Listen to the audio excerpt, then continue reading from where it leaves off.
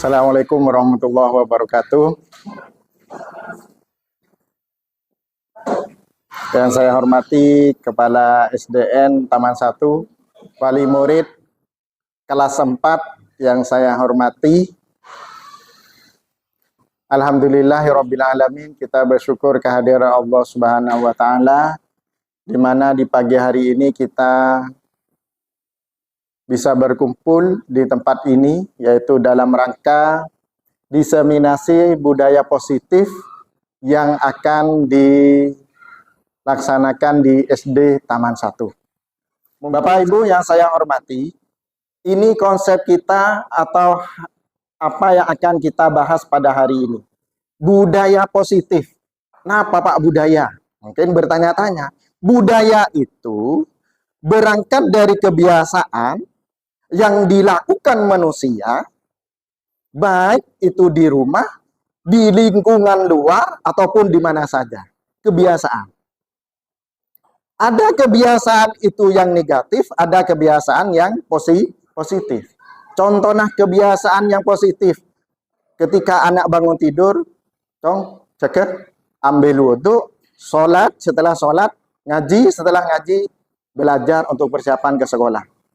Positif. Nah, itu namanya kan kebiasaan. Kebiasaan itu nanti akan menjadi sebuah budaya.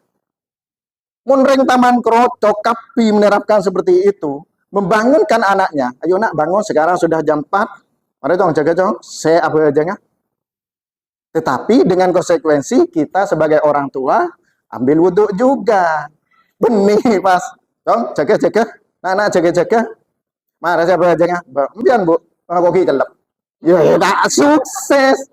Pendidikan itu tidak akan sukses kalau seperti itu. Pinter nyoro, tetapi dirinya sendiri tidak melakukan. Paham, Gi? Nah, ini kita akan berubah ke depan.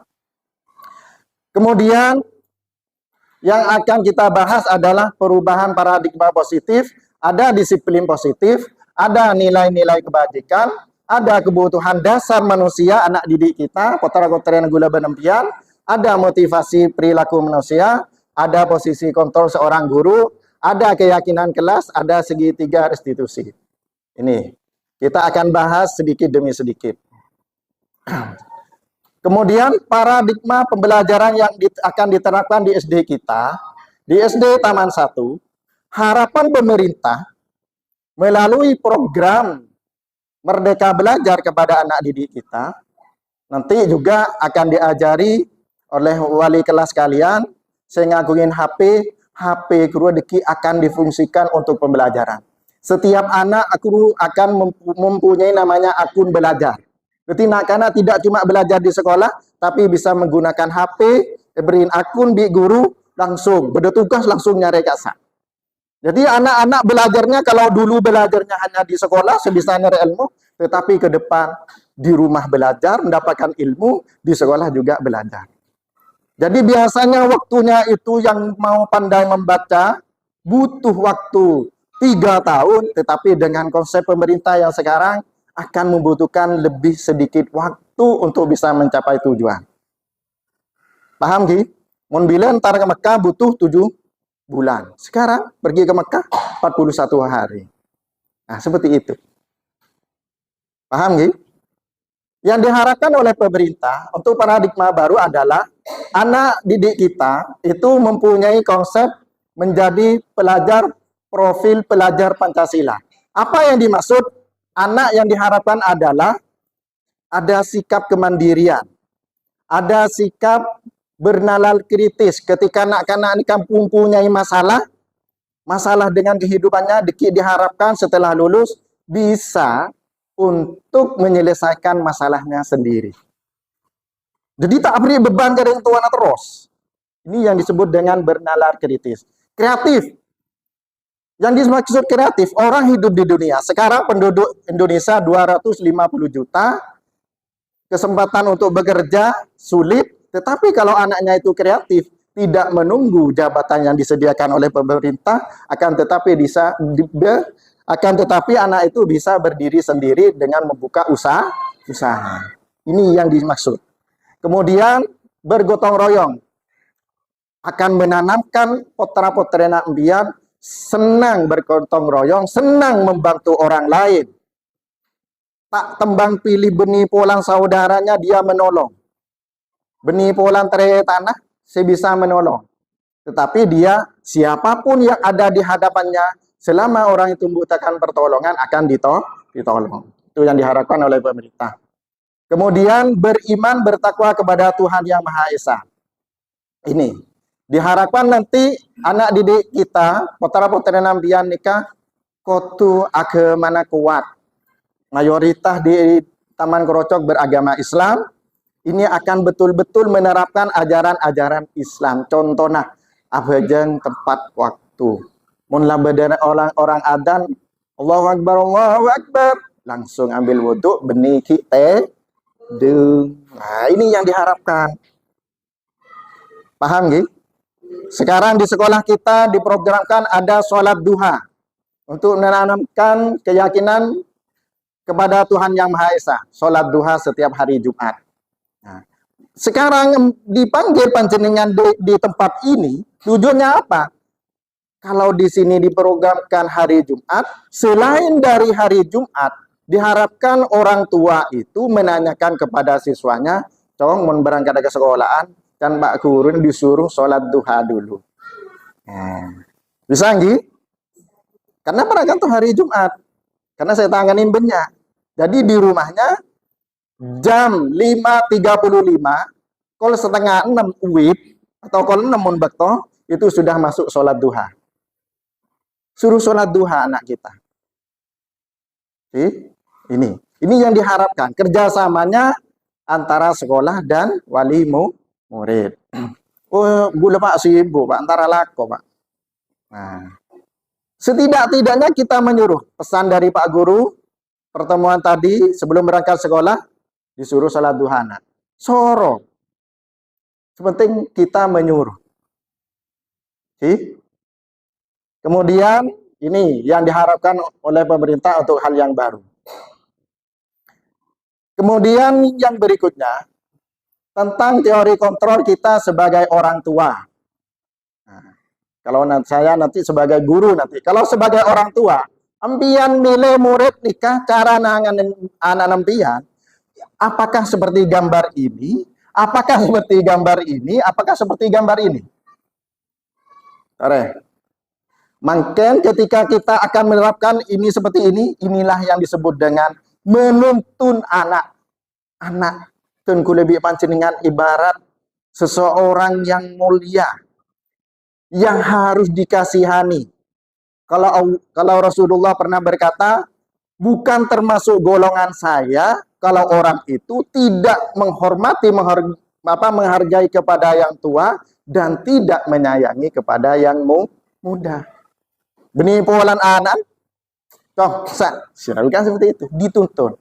Nak sini nak, enggak, sini nak, dituntun. Ayo ke sini. Kita sebagai orang tua harus mempunyai sikap menyayangi. Jangan sampai terlontar perkataan-perkataan kasar. Ini hasil penelitian ilmu psikologi. Anak yang sering bicara kasar di sekolah, ternyata setelah diteliti, di rumah tangganya itu sudah terbiasa mendengarkan perkataan-perkataan kasar. Colok pandai matan, depak. Mulai saat ini gula ngajak dak panjenengan jangan lontarkan kata-kata yang kasar-kasar. Ayo nak sini nak. Ya. Ayo nak sini, ayo makan sama ibu. Ucapkan yang baik. Ketika kita biasa dalam berkeluarga bertengkar dengan suami, bertengkar dengan seorang istri. Jangan sampai anak didik kita, putra-putri ambian mendengar ucapan-ucapan kasar. Apalagi seperti ini. Seperti ini. Ini jangan sampai terjadi kepada anak kita. Biar anak kita itu menjadi orang yang ramah tamah, yang santun, berperilaku yang baik. Ya. Percuma kalau kita datang ke pengajian, kiai menyuruh, kalau kita tidak dimulai dari rumah tangga kita sendiri, itu akan percuma. Okay. Ini yang diharapkan oleh pemerintah seperti itu. Kemudian sikap disiplin. Disiplin positif itu adalah menerapkan kepada anak didik kita, jangan terlalu memaksakan kehendak kita sebagai orang tua. Mula merah ke depan. Dan merah. Seakan-akan anak kita itu tidak ada harganya. Sebenarnya ketipun apa? Kita itu menjadi seorang pengabdi kepada anak kita. Ketika anak kita mengabdi kepada anak kita sejak kecil, insya Allah ketika dia besar, dia akan mengabdi kepada panjenengan. Buktikan saja. Anak tidak usah disuruh. Oh iya. Gula tibi ini kayak enggak. Keluarga Gula, saya hidup dengan bibi saya, saudara ibu, saya tidur dengan kumpul dengan beliau. Bibi Gula ini kah open kah Gula, sampai saya disekolahkan. Tina congkok saya biaya nabukan. Sampai sekarang ini melekat perkataan bibi saya. Ucapan-ucapan yang baik, dia sampai menuntun saya, tetap teringat. Nah, itu yang diharapkan. Harus disiplin dalam hal apapun. Kemudian, nilai-nilai kebajikan yang harus diterapkan dalam rumah tangga, itu adalah pertama, tadi telah dijelaskan sedikit, beriman, bertakwa kepada Tuhan Yang Maha Esa, dan berakhlak mulia. Inikah saya perlu kita tekankan dalam kesempatan ini. Jangan sampai terlontar kata-kata kasar. Jangan sampai apalagi menendang, apalagi nampeleng keputaran ambian tibi. Jangan sampai. Ini yang diharapkan oleh pemerintah ke depan seperti itu. Kenapa kok dikumpulkan wali murid?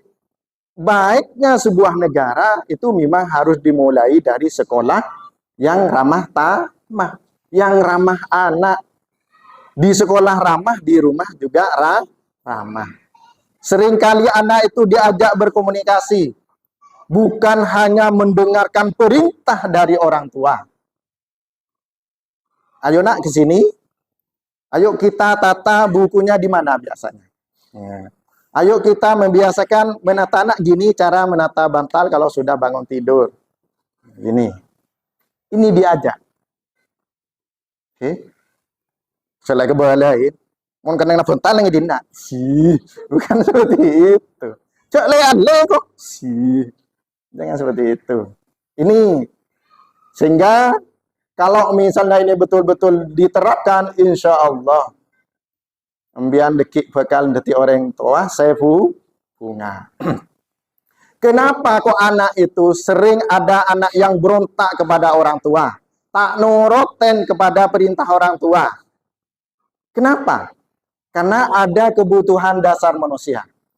Apa yang dimaksud kebutuhan dasar manusia? Kebutuhan manusia adalah segala sesuatu yang dibutuhkan oleh manusia untuk mempertahankan keseimbangan kondisi fisiologis dan psikologis yang bertujuan untuk mempertahankan kehidupan dan kesehatan. Saya sehari gula benempian ala kaman kuno tron apa? Tro odi sesai, pencukan, tro sehat duen nih kakak. Paling utama.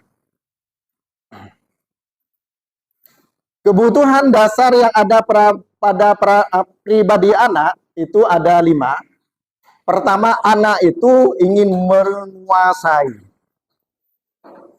Coba contoh namun di anak tatelok pampak. Pasti ada satu yang ingin menguasai. Oke? Nah, itu bagaimana cara kita menyikapinya. Kemudian, kebutuhan dasar melekat pada diri manusia, ingin bertahan hidup.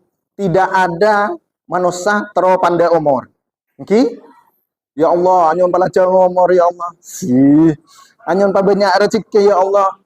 Pasti seperti itu, ingin bertahan hidup. Kemudian anak kita, manusia hidup butuh kasih sayang. Ini. Coba ambian di anak tidak dikasihi, tak yopenin, pasti berontak kepada kita.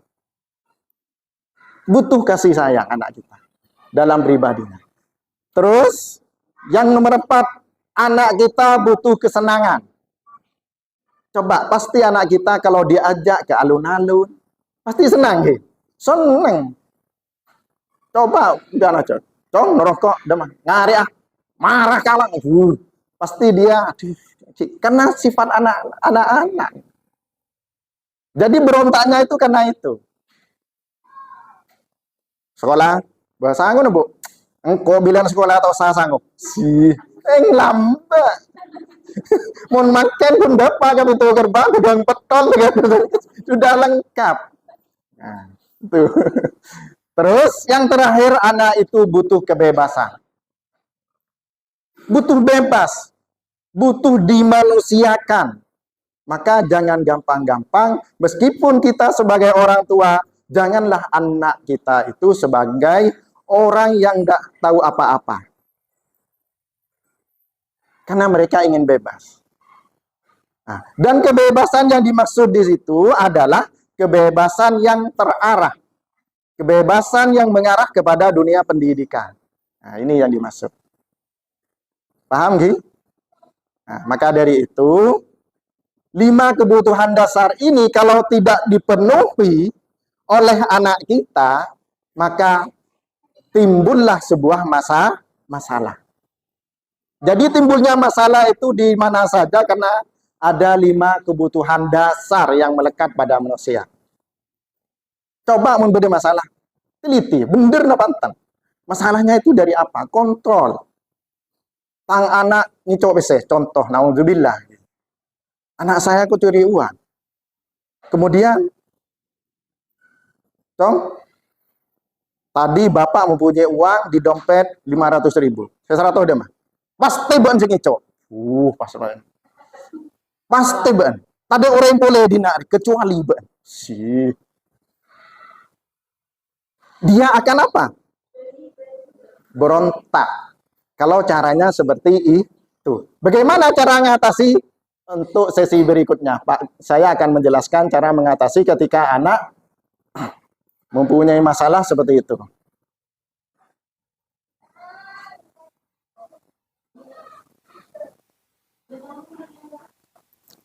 Ini yang disebut dengan restitusi.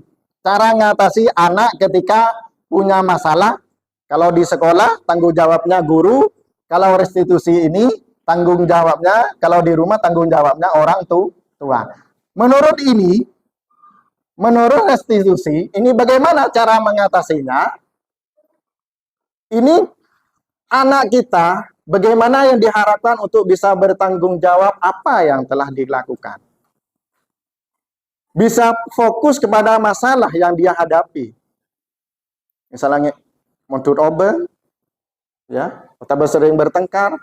Yang diharapkan dalam teori ini, penter argain ABNTB dan juga menghargai orang lain, terutama kita sebagai orang tua. Nah, ini yang diharapkan. Yang terakhir, yang diharapkan anak kita bersemangat untuk memperbaiki kesalahan. Seandainya dia mempunyai kesalahan, kapan jenengan, dia tidak akan mengulangi lagi apa yang telah dia perbuat. Nih.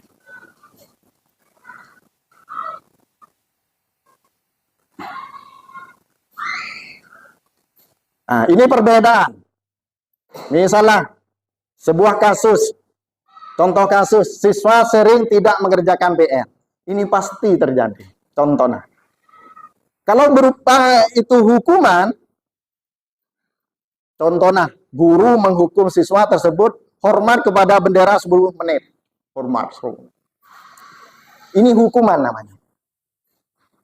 Potaran empian mutut oba, kemudian bimbian aja nak tampeleng, itu hukuman. Oleh ngakan ben hari ini itu hukuman. Paham? Nah, ini mulai saat ini sampai terjadi. Ini harapan kita. Kalau konsekuensi, kalau seandainya dia mencuri uang, konsekuensinya, misalnya, kalau di sekolah, gurunya memberikan konsekuensi, kerjakan 3 kali, kerjakan 10 kali. Nah, ini lagi, mau neng Roma, dana, bagi coba peseh, korean pereng sana banyak di dapur. Garam makin nikah mas. Napa kini kaputaran ambian, apa dia pembantu kan senikah. Kalau restitusi ini yang diharapkan pemerintah saat ini ketika anak kita itu membuat sebuah kesalahan ini. Kita sebagai orang tua menanyakan dulu. Contohnya, nah ini cara ngatasin. Tadi uangnya Bapak itu jumlahnya 500. Sekarang tinggal 400. Kemana ya? Tahu nih gue Pak, tahu nih. Di rumah ini kan cuma ada saya, ibu kamu, dan ada kamu. Kan ada 3 orang. Nah, dia akan berpikir lagi. Oh enggak Pak. Onggun gula tak niat nih cok pesen nembean. Kan gula cek butona. Oh iya. Berarti ban ya cok. Enggak Pak. Nah, kemudian pertanyaannya kedua, kamu uang ambil 100.000 itu kan besar. Buat apa? Nah? Gue punya kebutuhan Pak. Terus melihat kanal pot, terus melihat helm. Misalnya seperti itu. Iya. Apa tujuannya? Kamu ingat, nah, kebutuhan rumah tangga kita itu kan banyak. Saya ekonomi Bapak dan Ibu kamu pas-pasan. Yang paling dibutuhkan adalah untuk membeli beras. Kalau seandainya jatah makan ini hanya cukup untuk 20 hari, yang 10 hari ini untuk beli mau makan apa, nak? Dia akan berpikir lagi, akan menyadari, masa Bapak mau kelaparan, Ibu kamu mau kelaparan? Kan seperti itu. Nah, ini cara mengatasi ketika anak itu membuat sebuah kesalahan. Ditanyakan dulu, divalidasi untuk apa. Kemudian dijelaskan manfaatnya dan mudaratnya dijelaskan sehingga anak itu akan sadar dengan sendirinya. Oke, Pak, gula seporan, Pak. Seporan. Iya, nak. Bapak hanya punya anak kamu. Yang akan melanjutkan rumah tangga ini nantinya adalah kamu. Kalau kamu menjadi orang yang baik, yang enak itu kamu. Kalau kamu jadi orang sukses, yang enak itu kamu, bukan Bapak. Itu. Jadi anak itu diajak untuk sadar dan mengakui kesalahannya dan ikrar di hadapan jenengan semua untuk tidak akan mengulangi kesalahannya lagi. Ini, kalau ini diterapkan, di sekolah akan diterapkan, di rumah diterapkan, maka insya Allah putra-putrina ambian kapi nikah tidak hanya sukses di dunia, dan juga akan sukses juga nanti di hadapan Allah. Nikah. Kita sebagai umat Islam kan di sana. Itu sakit cek. Di dunia paling lama orang itu 60 tahun sampai 70 tahun. Tetapi setelah itu, contoh lagi, anak membuat kesalahan, malas sengaja, ditanyakan. Jangan seperti dulu, pahengal lagi pelebur, Jangan seperti itu. Ini konsep pendidikan yang diinginkan oleh pemerintah saat ini. Sehingga kalau setiap rumah tangga sudah seperti itu, di sekolah sudah diterapkan seperti itu, insya Allah potrah-potrena ambian tidak hanya membanggakan kepada sekolah, tidak hanya membanggakan kepada orang tua, insya Allah juga akan membanggakan kepada masyarakat yang ada di Taman Krocok. Paham Gi? Ini setiap hal yang perlu kita sampaikan, jangan sampai terjadi seperti ini. Pas ngaku ingat nih. Cengepak makin nambian. Mumpah tak kiri kata kaki ya beri nama koman. Potera nambian guru keluar dari kamar. tak keluar dari toh. Pasti kan gula di anak, pasti gula si akrabat dan bini gula. Ambil juga sekali. Oke. Maka dari itu ke depan sekolah mengajak kerjasama yang baik untuk memperlakukan anak-anak kita itu, jangan sampai anak kita itu tidak disayangi. Itu. Bapak Ibu yang saya hormati, sekarang materinya yang kelas 4, ini contoh peraturan, kalau dulu namanya peraturan atau tata tertib, akan tetapi pada saat ini dirubah menjadi keyakinan kelas, yang mana ini nanti akan diterapkan di sekolah kita, ini disusun bersama dengan siswa, guru dan siswa. Oke. Ini kan contoh saya kelas telok, ini yang kelas 4. Nih. Jadi nanti kelas 4 itu, misalnya, anak wajib datang jam 7. Tidak, sudah. Anak harus dan wajib menyayangi dan hormati. Tidak. Ini perjanjian anak sendiri. Contoh, kami adalah murid kelas 4 yang saling menyayangi dan menghormati. Ini diharapkan nanti di kelas 4 tidak ada lagi yang membuli temannya. Ini harapannya seperti itu. Saling menghormati, saling menyayangi. Ini nanti akan dibuat oleh anak-anak sendiri. Kami adalah murid kelas 4 yang bertanggung jawab dan disiplin. Ini hasil hati pribadi anak-anak. Kalau peraturan itu kan dari guru. Kamu harus gini. Nah, begini pocong bisa diterapkan seperti ini. Ayo nak, buat kesepakatan. Kamu nanti mau bangun jam berapa? Pak, saya mau bangun jam 4. Nah, ketika anak kalian peterambian nikah bangun jam 6, panggil. Nah, kamu yang menjadi kesepakatan dengan ibu, kamu mau bangun jam 4. Oh iya bu, saya maaf bu, salah. Ini nanti yang akan timbul dengan disebut apabila budaya positif, mengakui sendiri. Jadi tak usah tak kerempian ke rumah keluar leher tak kurang terus ke depan. Tak usah. Ini. Kemudian kami adalah murid kelas 4 yang rajin belajar dan mandiri.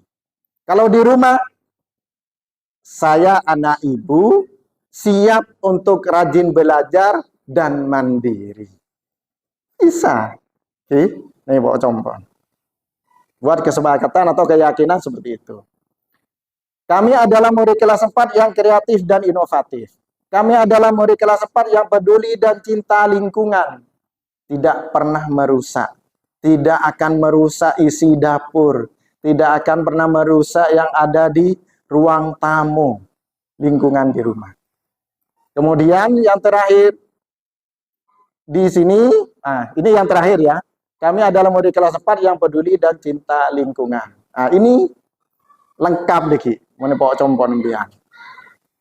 Isi rumah, isi dapur, isi kamar tamu, isi kamar tidur.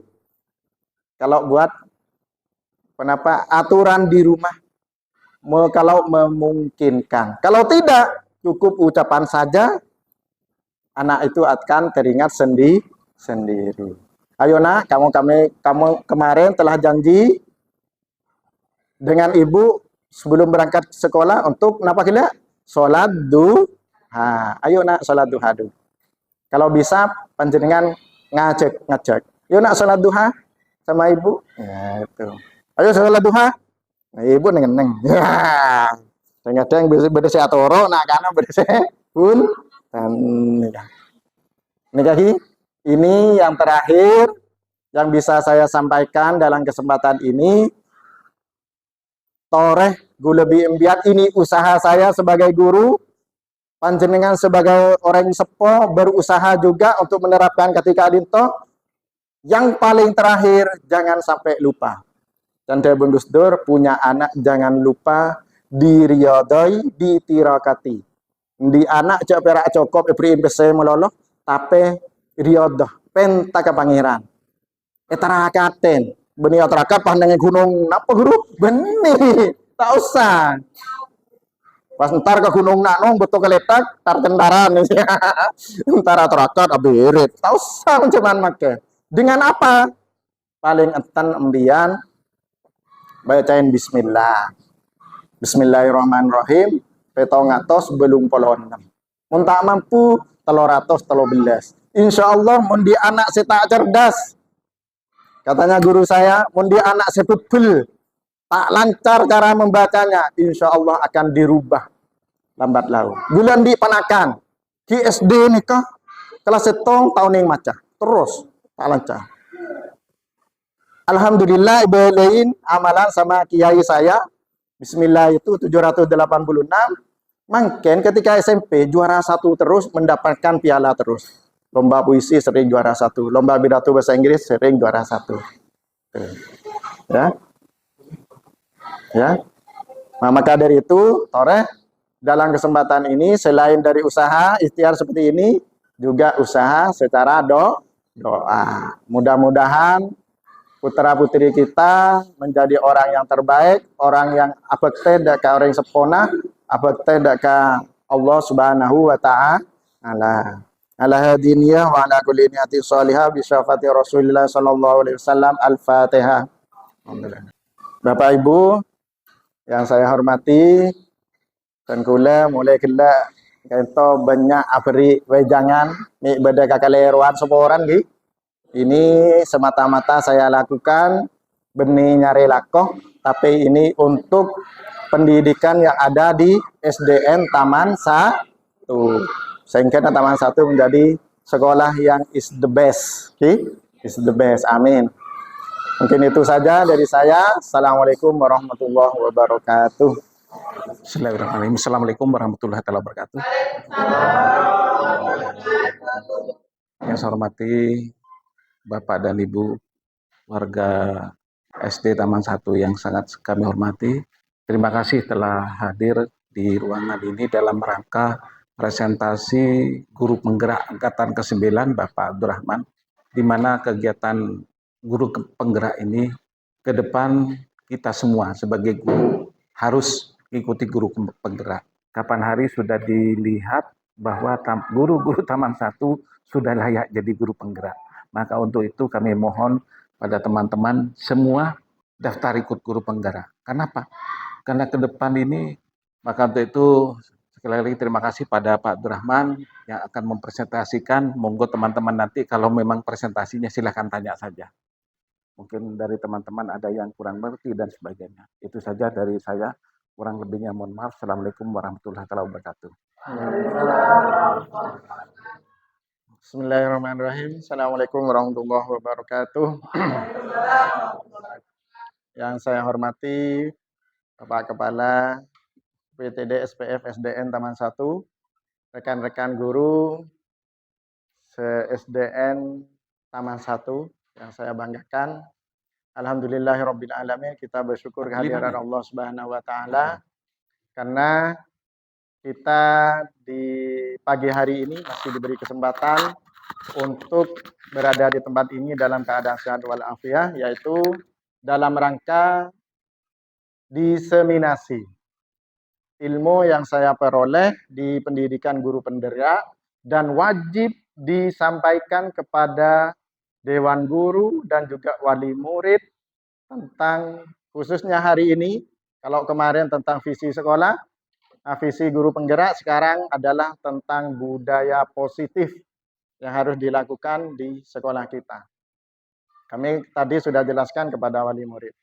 Jadi teman-teman sekalian, tujuan di sini adalah konsep inti budaya positif. Tentang budaya positif di sini, yaitu ada perubahan paradigma positif yang akan kita pelajari, ada disiplin positif, ada nilai-nilai kebajikan, ada kebutuhan dasar manusia, ada motivasi perilaku manusia, ada posisi kontrol seorang guru, ada keyakinan kelas, ada segitiga restitusi, yang mana segitiga restitusi ini menurut saya sangat baru sekali, karena ini akan cara mengatasi murid ketika anak didik kita itu mengalami sebuah permasalahan. Terus pembelajaran dengan paradigma baru, di sini yang diharapkan adalah mungkin kalau sudah yang kelas 1, kelas 4 sudah paham apa yang disebut dengan profil pelajar Pancasila. Tetapi untuk kelas yang lain ini bukan bukan ketiga kurikulum merdeka pas tidak akan mempelajari, tidak akan, tetapi di sini diharapkan semuanya untuk memahami itu. Intinya di sini adalah paradigma baru, yaitu berkonsep kepada pembelajaran yang kita lakukan itu harus berdiferensiasi. Yang dimaksud dengan pembelajaran berdiferensiasi ini adalah disesuaikan dengan kebutuhan anak didik kita. Jadi bukan karena kita yang akan mengatur segalanya karena kita sebagai guru, akan tetapi kita menyesuaikan dengan minat, menyesuaikan dengan kondisi anak kita. Seperti yang terjadi di kelas 3, mengatasi umam. Kan yang ABK seperti itu. Ya, kebutuhan khusus. Karena saya bukan dari pendidikan inklusi, maka saya harus memberikan cara mengatasi umam itu. Ketika umam sudah mohon ngalak karpa, saya biarkan dulu. Akan tetapi kalau si dia itu sudah mau bersadar, saya panggil mas sini. Disuruh saya beri contoh untuk menulis baru ditirukan. Seperti itu. Ini yang disebut dengan pembelajaran berdiferensiasi.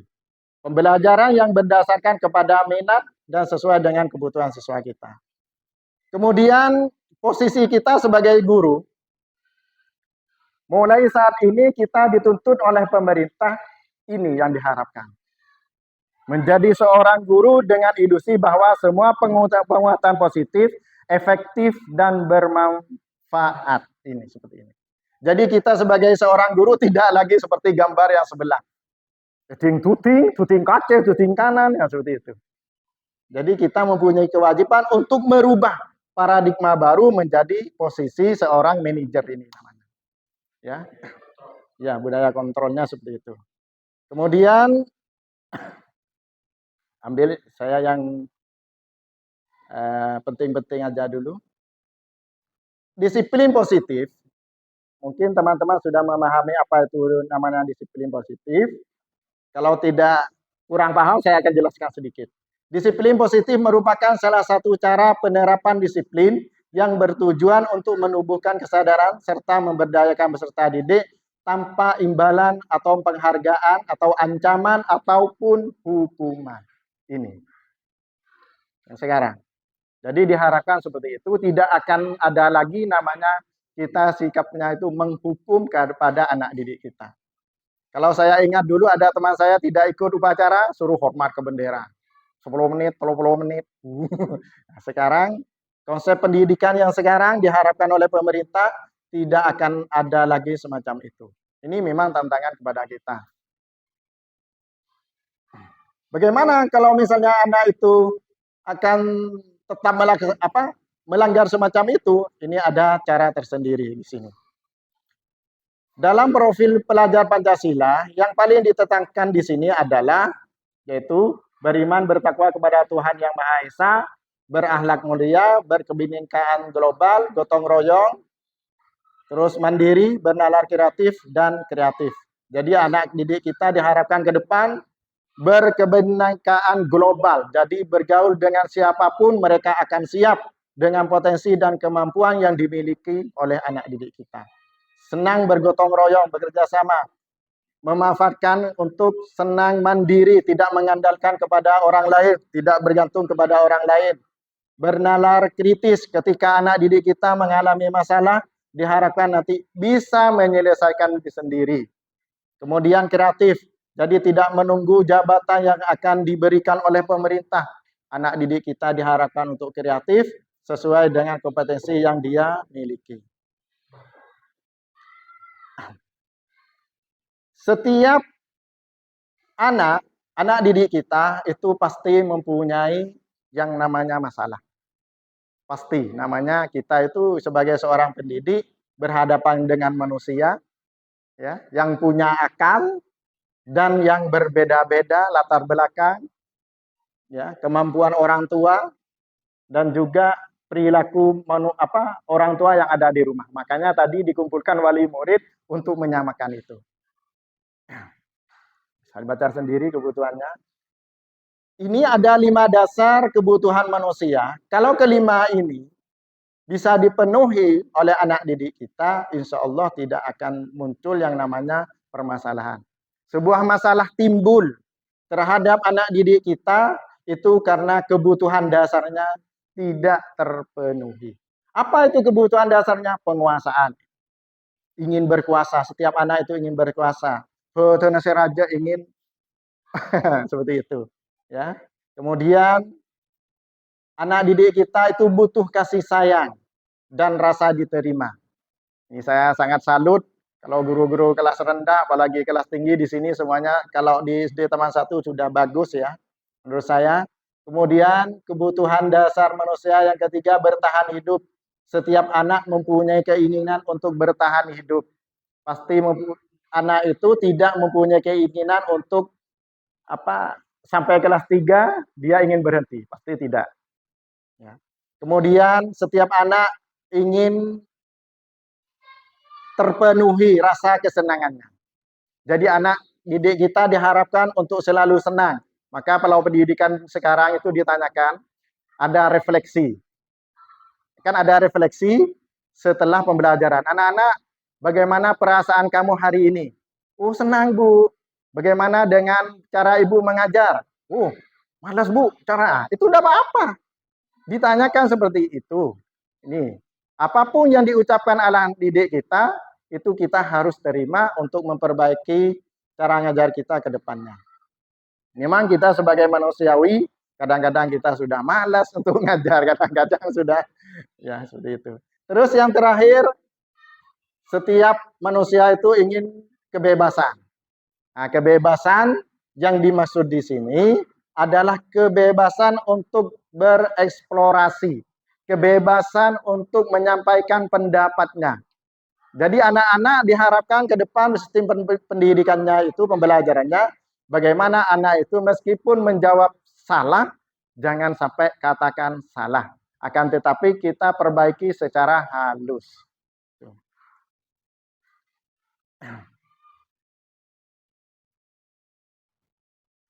Kemudian motivasi perilaku manusia untuk menghindari ketidaknyamanan ataupun hukuman. Pasti anak itu tidak akan merasa senang kalau kita hukum. Pasti tidak senang. Kemudian untuk mendapatkan imbalan, pasti setiap anak itu merasa ingin mendapatkan penghargaan. Buktinya kalau anak-anak pada saat setelah upacara beriin buku meskipun satu, sudah merasa senang. Kemudian yang ketiga, untuk menjadi orang yang mereka inginkan dan menghargai diri sendiri dan nilai-nilai yang mereka percaya. Jadi setiap anak pasti ingin menghargai diri sendiri dan juga ingin mereka itu percaya terhadap apa yang telah dia lakukan. Kemudian konsep disiplin dengan identitas gagal. Nah, ini ternyata hukuman itu, ini para psikologi itu telah membuat sebuah rumusan seperti ini. Hukuman yang kita lakukan kepada anak didik kita itu pasti menyakitkan, pasti merasa tidak nyaman, pasti murid itu merasa takut, pasti itu merasa terpaksa, pasti murid itu menyembunyikan kesalahannya, tidak memflorkan kesalahannya. Kenapa? Karena efek dari hukuman itu. Terus murid yang paling menyakitkan ini adalah murid menjadi rendah diri. Ini gara-gara hukuman. Ini tidak munafik, saya juga sendiri pernah melakukan itu. Tetapi setelah saya mempelajari ini, step by step saya akan menerapkan, ternyata betul. Ya. Coba saya ingat sampai sekarang, guru SD saya, ada teman saya tidak hafal perkalian, langsung disuruh berdiri, epokol cetak aku penggaris, ternyata teman saya sampai sekarang itu ingat. Padahal sudah beberapa puluh tahun yang lalu. Iya. Itu sangat menyakitkan dan tidak pernah dilupakan. Saya singkat-singkat saja. Nah, kalau konsekuensi, ada konsekuensi. Konsekuensi penguatan jangka pendek. Nah, jadi kalau kamu berbuat ini, nanti akibatnya seperti ini. Misalnya seperti itu konsekuensi. Terus, eh, stimulus respon. Anak itu akan merespon apa yang kita lakukan. Ya. Kemudian kehilangan waktu untuk merenungi kesalahan. Yang diinginkan oleh pemerintah sekarang, ini yang terakhir, restitusi. Restitusi itu ada segitiga yang harus kita terapkan. Pertama, menstabilkan identitas. Jadi ketika anak itu membuat sebuah kesalahan, kita panggil, misalnya ya, anak itu menyontek PR atau ulangan temannya. Nah, yang harus kita lakukan apa? Ayo nak sini. Teman kamu tadi itu laporkan ke saya bahwa kamu itu nyontek punyanya ini. Misalnya. Dia akan menyadari terhadap apa yang dia lakukan. Oh enggak Pak, saya enggak nyontek Pak. Tadi teman kamu misalnya Rafa telah melihat kamu itu nyontek. Sekarang manfaat kepada kamu sendiri itu apa? Itu distabilkan langkah kedua. Distabilkan. Oh iya Pak, saya kan ingin juara 1 Pak. Saya ingin juara 1, saya ingin ranking kelas. Sekarang manfaatnya kalau kamu ranking kelas, apakah kamu itu menjamin kamu itu akan menjadi anak yang sukses? Nah, itu seperti itu. Ini teknik restitusi namanya. Ya. Kemarin di kelas kita telah disusun keyakinan kelas. Salah satunya dalam keyakinan kelas itu kami siap untuk tidak menyontek. Misalnya ada keyakinan kelas seperti itu. Oh iya Pak, saya lupa Pak. Telah ada kesepakatan seperti itu. Ya tidak apa-apa untuk saat ini. Tapi jangan diulangi lagi nak ya. Oh iya Pak, terima kasih. Dengan teknik seperti itu, maka anak tersebut merasa dan sudah meyakini kesalahannya dan merasa dia tidak akan mengulangi kembali. Ini yang diharapkan oleh pemerintah. Anak akan bertanggung jawab untuk perilaku yang telah dia lakukan. Kemudian murid menghormati dirinya dan orang lain. Jadi ke depan tidak akan berbuat lagi dan tidak akan menyontek lagi. Dan pandai menghormati temannya yang pandai itu. Tidak akan nyontek lagi. Terus yang terakhir, murid bersemangat memperbaiki kesalahannya. Karena dibuat dia merasa bersalah. Ini yang paling penting lagi, teman-teman. Pendekatan restitusi ini sebuah cara menanamkan disiplin positif pada murid. Restitusi adalah proses menciptakan kondisi bagi murid untuk memperbaiki kesalahan mereka sehingga mereka bisa kembali pada kelompok mereka dengan karakter yang lebih kuat. Ini disampaikan oleh pakar pendidikan namanya Gosen. Ya, Gosen. Ciri-ciri restitusi bukan untuk menebus kesalahan, namun untuk belajar dari kesalahan. Kan anak-anak kan belajar. Oh iya ya, kemarin telah dibentuk keyakinan kelas. Saya telah melanggar keyakinan kelas yang berbunyi ini. Berarti saya tidak akan mengulangi lagi. Ya. Memperbaiki hubungan. Kalau tadinya yang dicontek merasa marah, merasa tersinggung, dan merasa dirugikan, sekarang dengan teknik seperti itu disuruh minta maaf dan sudah berperbaiki hubungan. Sekarang ciri-ciri berikutnya tawaran bukan paksaan, tidak dipaksa berupa tawaran tadi. Kemudian restitusi menuntun untuk melihat ke dalam diri. Restitusi mencari kebutuhan dasar yang mendasari tindakan. Restitusi diri adalah fokus pada karakter bukan tindakan. Restitusi fokus pada solusi, fokus kepada cara memecahkan masalahnya. Ya. Kemudian yang terakhir restitusi mengembalikan murid yang berbuat salah pada kelompoknya. Jadi menyadari bahwa murid itulah yang membuat rasa bersalah, bukan dipaksakan oleh kita sebagai seorang guru.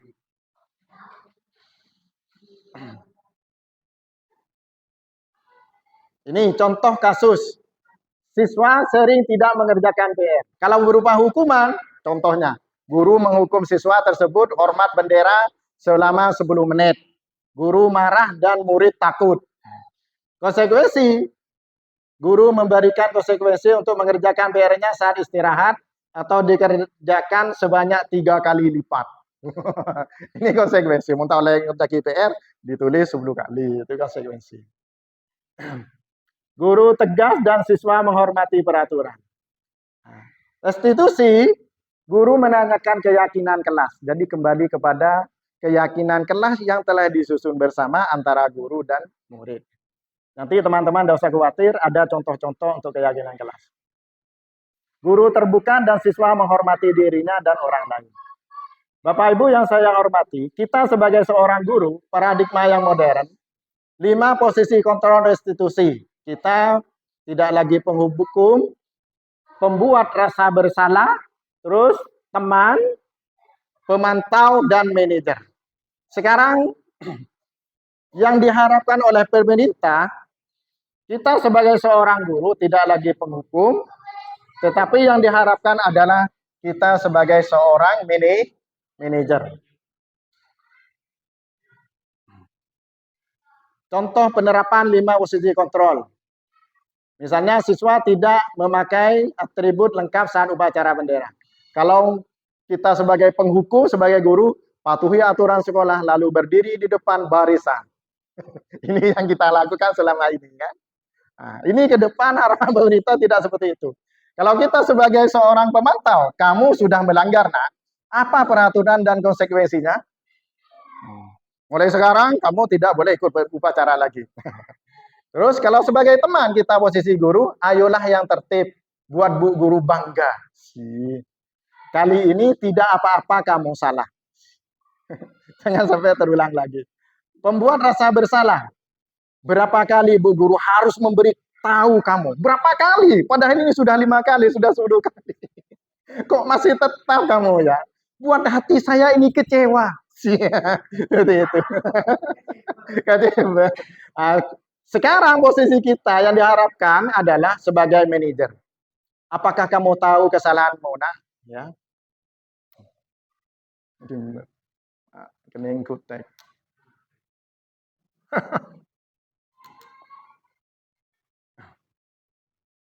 Apakah kamu tahu kesalahanmu, nak? Kira-kira bagaimana kamu akan memperbaiki kesalahan ini? Ini. Secara tidak langsung anak itu untuk kita buat sadar. Ya. Ini posisi kita sebagai manajer. Nah, sekarang kita menyusun misalnya keyakinan kelas. Apa bedanya teman-teman? Kalau dulu ada tata tertib, ada peraturan kelas, kemudian sekarang ada kesepakatan kelas. Sekarang yang diharapkan pemerintah keyakinan kelas. Apa bedanya? Kalau peraturan itu kan serta-merta sudah ada di sanksi. Kalau tidak, harus begini. Peraturan. Kemudian berkembang kemudian tata tertib. Tata tertib. Jadi harus ditata dan harus ditertibkan. Kan seperti itu. Muncul kemudian kesepakatan kelas. Kesepakatan kelas ternyata masih belum efektif. Yang sekarang adalah keyakinan kelas. Keyakinan kelas ini insya Allah bisa diterapkan. Karena apa? Maka pendidikan telah menyusunnya. Karena keyakinan kelas ini tidak boleh guru yang menentukan, tetapi keyakinan kelas ini harus disusun bersama antara murid dan guru. Dan bahasanya itu halus, teman-teman. Ini sebuah contoh untuk keyakinan kelas.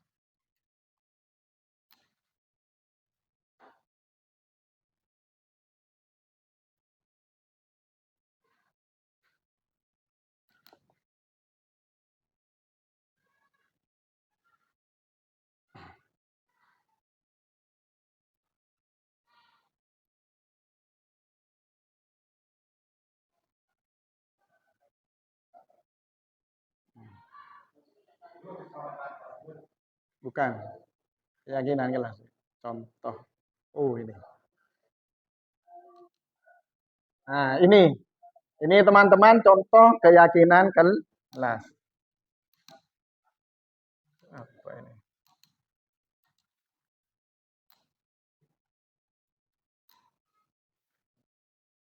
Ini contoh keyakinan kelas yang ada di kelas 4. Kami adalah murid kelas 4 yang saling menyayangi dan menghormati. Jadi di depan ini ada kata-kata kami karena di sini adalah disusun bersama. Kalau dulu kan tidak. Datang jangan siswa semua siswa wajib datang tepat waktu kan seperti itu ya. Nah, sekarang tidak, harus ada ini. Lebih halus lagi. Kami Kami adalah murid kelas 4 yang bertanggung jawab dan disiplin. Kami adalah murid kelas 4 yang rajin belajar dan mandiri. Ini contoh. Ini yang kelas 1. Contoh. Ini nanti bisa dikembangkan sendiri teman-teman ya. Kami adalah murid kelas 1 yang saling menyayangi dan berbagi. Kami adalah murid kelas 1 yang senang belajar dan bermain. Kami adalah murid kelas 1 yang mandiri dan bertanggung jawab. Bisa ditambah. Kemudian ini yang kelas 5. Ini yang kelas 5 contohnya.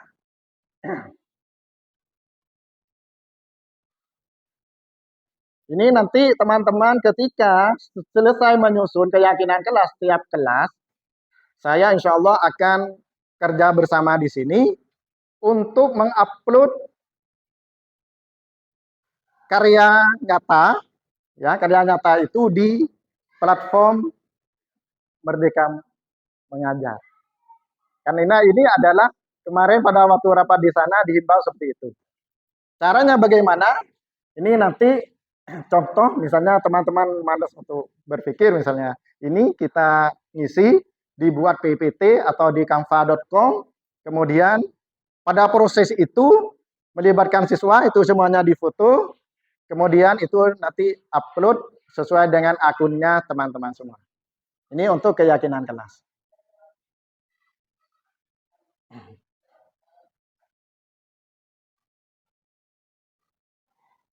Ini yang kelas 2. Contohnya yang kelas 2.